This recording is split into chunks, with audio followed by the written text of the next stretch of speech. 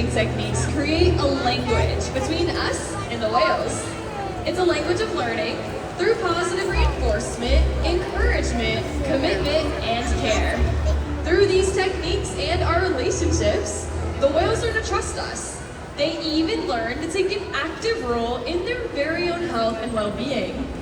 So one of the very first things we train our killer whales to do are what we call husbandry or healthcare behaviors. We're going to demonstrate a few of them for you today. We're about to see the first one right here in our slide out area. This is how we ask for a voluntary blood sample. This is Trua. You can see we asked him to roll over ventrally or upside down and present us with his tail flukes. We have a great look at his entire body, but we also have access to the blood vessels, very easily seen right here on the white undersides of his tail. Our veterinarians will come in at least once a month to collect a blood sample, and the whales are trained to remain calm and relaxed throughout the entire procedure. But blood samples are just one important husbandry diagnostic that we do. Another one is weighing our whales. In order to weigh a killer whale, we will ask them to slide their bodies up and out of the water onto a giant killer whale size scale. Makayo is going to demonstrate that in just a moment.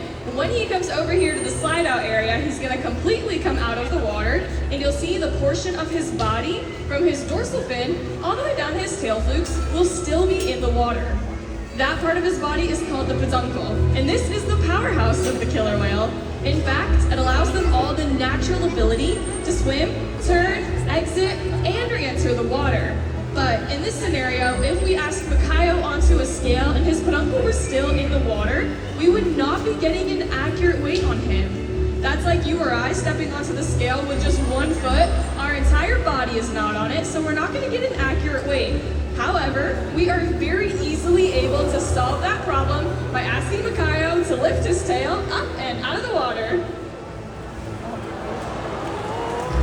Training this posture enables us to ensure accuracy, so we know that our younger whales are growing properly and our older whales are maintaining a healthy weight. And the care isn't just physical. Mental stimulation and play are vital, and we surprise and engage with our whales at every opportunity. Play is how killer whales teach their young to hunt, and for the adults, play is important too. It seems that they just enjoy having fun. Making time for play is an important part of life for killer whales, and for us. Did you know that killer whales love to play?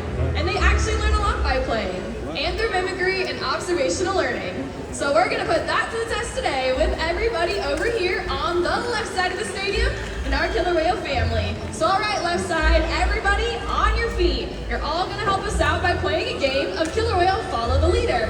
You're gonna be the leaders, and Trua is gonna be watching all of you. So on the count of 3, take both of those hands, and you're gonna wave them high above your head. Ready? 1, 2, 3, wave! All right, he's watching. Wait for it. Look at that, he got it. Well done, everybody. You can go ahead and take a seat. As you can see, Trua was paying very close attention to you all. Killer whales are very curious animals and often jump out of the water to get a better look around. So when we see Trua demonstrate that, let's give him a big cheer. Nicely done. All right, right side of the stadium, it's your turn. Everybody over here on your feet. We're gonna do an even bigger behavior that we call a reach. So the hand signal for all of you. You're gonna take both of those pointer fingers, and then you're gonna toss them over your left shoulder. Ready? 1, 2, 3. Nice hand signal. All right, Makayo is off. So killer whales will breach for a variety of reasons. Whether that's to scratch an itch on their body, to stun their prey, but more often than not, it's simply just to show off and let everyone know that they have arrived. Welcome to the soak zone, first row. Let's give it up one more time for Trua and Makayo.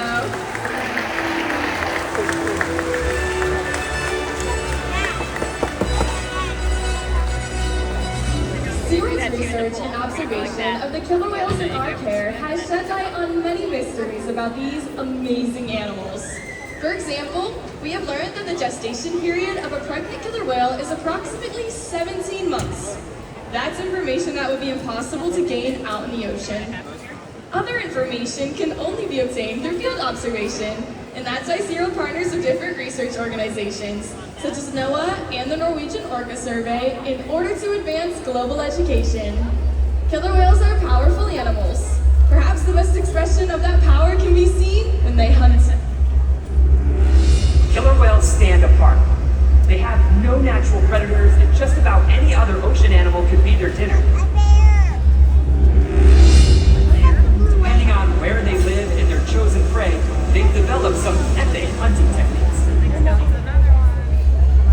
Off the coast of South America, killer whales will beach themselves, riding in on waves just long enough to catch prey. They'll also create waves that knock animals like penguins or seals from ice cliffs. Most importantly, they cooperate, communicate, and coordinate as a team.